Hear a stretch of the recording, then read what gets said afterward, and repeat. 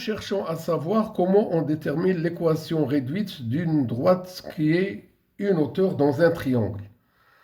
Alors, dans le repère orthonormé OIJ, on choisit les points A de coordonnées 3, 3, B de coordonnées 7, moins 1, C de coordonnées 5, 7.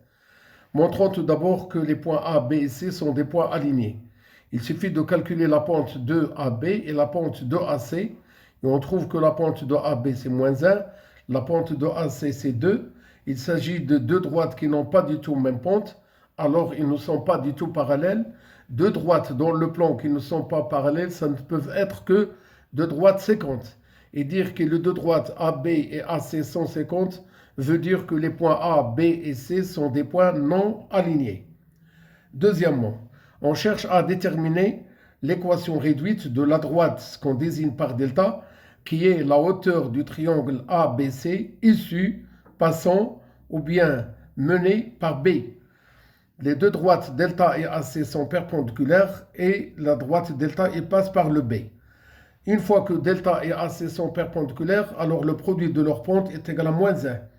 On a bien la pente de AC qui est égale à 2 et on cherche la pente de delta. Eh bien, le 2 fois la pente de delta est égal à moins 1 veut dire que la pente de delta est égale à moins 1 demi. Eh bien, la droite delta, elle a une équation réduite. Y est égal à moins 1 demi x plus p. Reste à calculer la valeur de p qui est l'ordonnée à l'origine. Eh bien, on doit tenir compte que la droite delta passe par le point B.